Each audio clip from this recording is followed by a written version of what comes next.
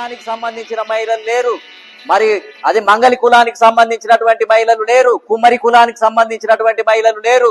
అంటే ఎన్నో కులాలు ఉన్నాం, మరి ప్రతి కులం నుంచి కూడా మహిళలు అసెంబ్లీలో ఉండాలి. మనది కూడా ఈ ప్రాంతమే, ఇక్కడ పుట్టి పెరిగినటువంటి వాళ్ళమే, ఇక్కడ శ్రమ చేస్తున్నాం, ఇక్కడ ఈ రాష్ట్రం అభివృద్ధి చెందటానికి మనం కష్టపడుతున్నాం. మన తండ్రులు, మా తాత ముత్తాతలంతా కూడా ఈ ప్రదేశంలో పుట్టి పెరిగినటువంటి వాళ్ళే. మనకు హక్కు ఉంది. ఈ రాష్ట్రంలో ఏ కొత్తది వచ్చినా, ఏ మార్పు వచ్చినా, అభివృద్ధి జరిగినా, సంపద పెరిగినా, డబ్బు వచ్చినా, ఉద్యోగాలు వచ్చినా వాటిలలో సగం భాగం వాటా పొందే అధికారం మనకుంది. ఇది ఎవరో ఇచ్చేది కాదు. అటువంటి అప్పుడు ఇక్కడ ఎవరైతే రాజ్యాంగం కూడా అందరికీ న్యాయం చేయాలి, సమన్యాయం అంటే ఈక్వాలిటీ ఉండాలి, అదే విధంగా రాజకీయ న్యాయం, పొలిటికల్ జస్టిస్ ఉండాలి అని రాజ్యాంగంలో కూడా రాసుకున్నాం. కానీ ఈ రాజకీయ పార్టీలు ఏం చేస్తున్నాయి?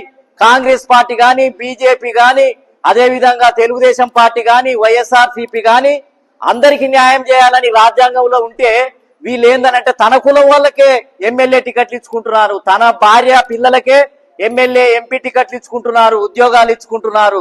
ఇక మిగిలిన ఎస్సీ ఎస్టీ బీసీ మహిళలను అయితే పట్టించుకునే నాదుడే లేడు. అందుకనే ఈ మధ్యన ఒక చట్టం వచ్చింది, మోడీ ప్రభుత్వం వచ్చింది.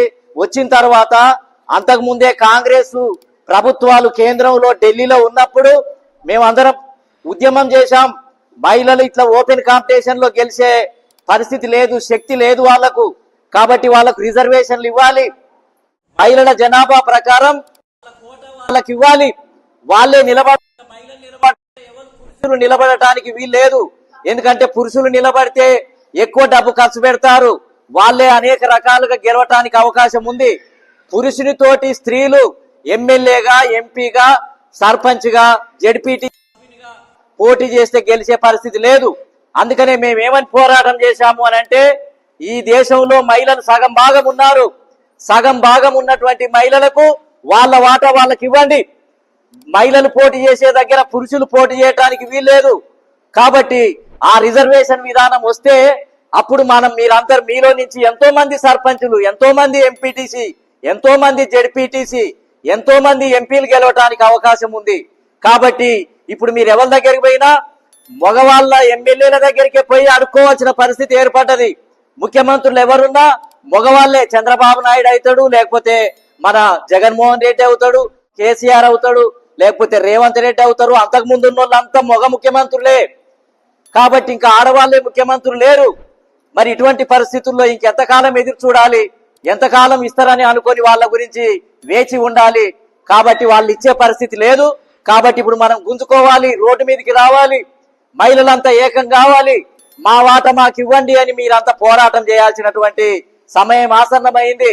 అందుకనే ఈ మధ్యలో ఢిల్లీలో కూడా మరి 3-4 సార్లు మహిళా రిజర్వేషన్ కోటాలో బిల్లులో బీసీ మహిళలకు, ఎస్సీ మహిళలకు, ఎస్టీ మహిళలకు, అదే విధంగా అన్ని వర్గాల మహిళలకు కూడా రిజర్వేషన్ ఇవ్వాలి, వాళ్ళ వాటా వాళ్ళకి ఇవ్వాలి అని దేవి గారి నాయకత్వంలో, మరి వెంకటలక్ష్మి గారి నాయకత్వంలో, ఉమాదేవి గారి నాయకత్వంలో ఢిల్లీకి వెళ్లి జంతర్ మంతర్ దగ్గర 2 రోజులు ధర్నా చేయటం జరిగింది. మళ్ళా నెల రోజుల తర్వాత ఇంకోసారి మళ్ళీ ప్రదర్శన చేయటం జరిగింది. వీళ్ళంతా కూడా మీకోసం పోరాటం చేస్తున్నారు. మరి ఎమ్మెల్యేలు, ఎంపీలు అని అంటే మగవాళ్లే కాదు, చంద్రబాబు నాయుడే కాదు, జగన్మోహన్ రెడ్డే కాదు, ఒక ఆడమనిషి కూడా రావాలి ముఖ్యమంత్రిగా, ఈ రాష్ట్రాన్ని పరిపాలించాలి అనే నినాదంతో బాబాసాహెబ్ అంబేద్కర్ కూడా మహిళా బిల్లును పెట్టడం జరిగింది. మహిళలకు అన్ని హక్కులు కల్పించాలని పోరాటం చేయటం జరిగింది. మహాత్మా జ్యోతిరావు పూలే అనే వ్యక్తి తన భార్యను కూడా ఏందనంటే ఉద్యోగానికి పంపించి చదువు నేర్పించినటువంటి వ్యక్తి. అటువంటి మహనీయులు చాలా మంది దేశంలో ఉన్నారు. మరి ఇటువంటి సమయంలో మనం ఏంటిది అని అంటే, ఈ మహిళా రిజర్వేషన్ బిల్లు అనేది ఒకటి ప్రవేశపెట్టారు.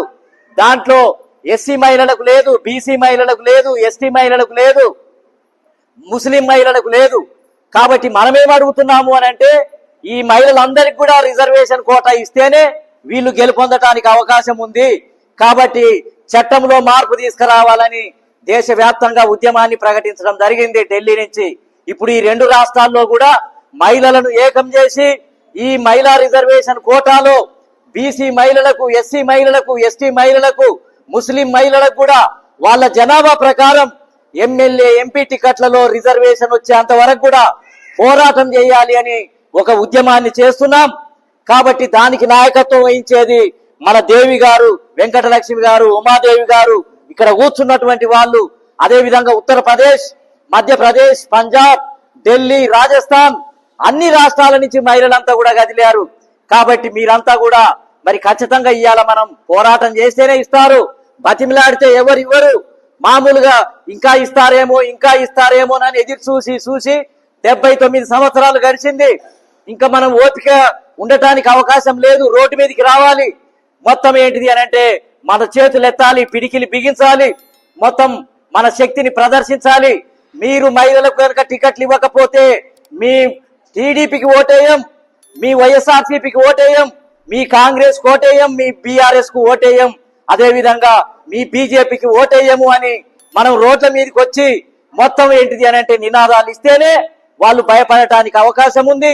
ఎమ్మెల్యే టికెట్లు ఇవ్వటానికి అవకాశం ఉంది. కాబట్టి పోయిన నెలలే ఇదే ఆంధ్రప్రదేశ్ లో ధర్నా చౌక్ దగ్గర అదే దేవి గారి నాయకత్వంలో, వెంకటలక్ష్మి గారి నాయకత్వంలో ధర్నా జరిగింది. రోడ్డు మీదనే దాదాపు ఏంటిది అంటే 200-300 మందిని కూర్చొని పెద్ద ఎత్తున ధర్నా నిర్వహించడం జరిగింది. కాబట్టి మహిళలకు రిజర్వేషన్, బీసీ మహిళలకు, ఎస్సీ మహిళలకు, ఎస్టీ మహిళలకు, ముస్లిం మహిళలకు సపరేట్ రిజర్వేషన్ ఇచ్చేంత వరకు కూడా ఈ పోరాటం ఆగదు. ఖచ్చితంగా మరొకసారి అవసరమైతే ఢిల్లీలోకి కూడా మీరందరూ రావాల్సి ఉంటుంది. మీకు రైళ్లలో టికెట్లు బుక్ చేస్తాం. మీరంతా కూడా ఢిల్లీ చూడాలి. ఢిల్లీలో జంతర్ మంతర్, ఢిల్లీలో పార్లమెంట్ ఎట్లా ఉంటది, ఆ పార్లమెంట్ చూసిన తర్వాత మన మహిళలు కూడా పార్లమెంట్ లో కూర్చోవాలి అని మీరు అనుకుంటారు. ఎంతసేపు ఏంటిది అని అంటే గ్రామాలలో ఉండటమే కాదు, మీరు హైదరాబాద్కు రావాలి, విజయవాడకు రావాలి, ఢిల్లీకి రావాలి. మొత్తం ఏం జరుగుతున్నాయి అనేది మీరంతా కూడా పరిశీలించాలి. ఆడవాళ్ళు అని అంటే ఇంట్లలో ఉండి మరి మొత్తం శుభ్రం చేయటమే కాదు, అంట్లు తోమటమే కాదు, బట్టలు ఉతకటమే కాదు, లేకపోతే మగవాళ్లకు పనిచర్యలు చేయటమే కాదు, మీరంతా కూడా అన్ని పనులు మీరు కూడా ఏంటిది అని అంటే ఒక అధికారి లాగా, ఒక ఎమ్మెల్యేగా, ఒక ఎంపీ లాగా మొత్తం మీరు కూడా మీ కాళ్ళ మీద నిలబడాలి. మీరెవరికి తక్కువ కాదు.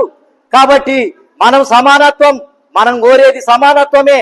అందు గురించి మనం త్వరలోనే ఢిల్లీకి ఒక ప్రోగ్రాం పెడుతున్నాం. దేవి గారి నాయకత్వంలో, వెంకటలక్ష్మి గారి నాయకత్వంలో ట్రైన్ లో ఢిల్లీకి పోదాం, ఢిల్లీలో ప్రదర్శన చేద్దాం.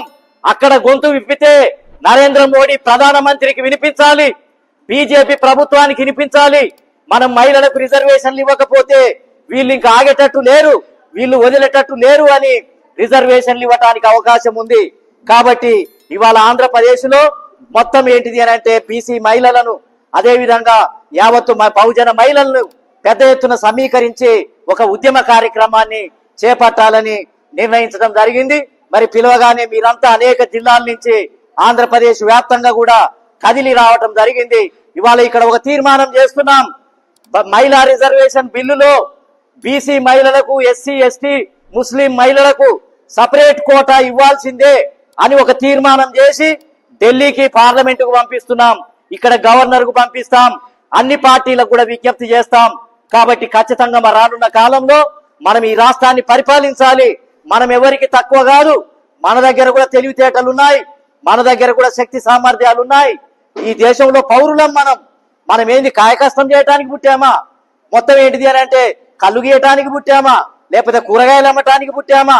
పని మనిషిగా ఉండటానికి పుట్టామా? ఈ దేశంలో ఎంతసేపు ఇతరులకు సేవ చేయటానికి పుట్టామా? మనం కాయకష్టం చేయటానికి, పశువులు గాయటానికి, గొర్రెలు గాయటానికి, ఇండ్లల్లో పంట చాకిరి పని చేయటానికి పుట్టామా? మనం కూడా ఈ దేశాన్ని పరిపాలించాలి. మనం కూడా మొత్తం ఈ మహిళలు కూడా ఏంటిది అంటే పెద్ద మొత్తంలో పెన్ను పట్టుకోవాలి, ఫైళ్ల మీద సంతకం పెట్టాలి, మొత్తం పెద్ద పెద్ద చైర్లలో కూర్చోవాలి. ఇది కదా రావాల్సింది.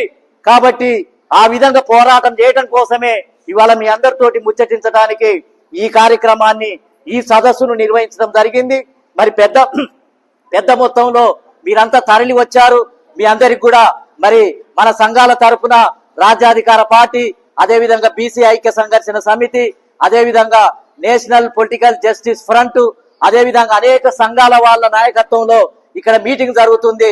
మీరందరూ వచ్చినందుకు మరి దేవి గారి, అదేవిధంగా వెంకటలక్ష్మి గారు, అదేవిధంగా ఉమాదేవి గారు, ఇంకా ఇతర పెద్దలు కూడా చాలా మంది, మీరంతా యువ నాయకులు, చాలా మంది మహిళలు మరి ఎంతో ఆసక్తిగా ఇంకా రాబోయే రాజ్యం మనది రావాలి, ఈ ఆంధ్రప్రదేశ్ మనదే, ఎవరితో కాదు, మనం కూడా ఏంటిది అని అంటే ఈ ఆంధ్రప్రదేశ్ ను పరిపాలించాలనే నినాదం ఇవాళ అక్కడ మారుమోగింది. కాబట్టి మీరు కదలాలని చెప్పి కోరుకుంటూ మేమందరం కూడా మీ వెనకాల ఉంటాం. ఈ రాష్ట్ర ప్రభుత్వం కూడా మహిళల కోసం ఏం పథకాలు ప్రవేశపెట్టింది, మీకు ఎంతెంత ఉపాధి పథకాలలో ఎంత పెంచడం జరిగింది, మీకు ఏమేమి బడ్జెట్ ఇస్తుంది, రుణాలు ఇస్తుంది, ఎక్కడెక్కడ మీకు సహాయ సహకారాలు అందుతున్నాయి, ప్రభుత్వం నుంచి ఎందుకు నిధులు అందటం లేదు, ఈ విషయాలన్నీ కూడా దేవి గారు మీతో చర్చించి మరి నిర్ణయం తీసుకోవడానికి అవకాశం ఉంది. కాబట్టి మరి వారంతా కూడా సిద్ధంగా ఉన్నారు. కాబట్టి మీరందరూ కూడా సహకరించాలని చెప్పి కోరుకుంటూ నాకు ఈ అవకాశం ఇచ్చిన మీ అందరికి కూడా కృతజ్ఞతలు తెలియజేస్తున్నాను. జై భీమ్, జై పూలే, అదేవిధంగా జై కాంశీరామ్.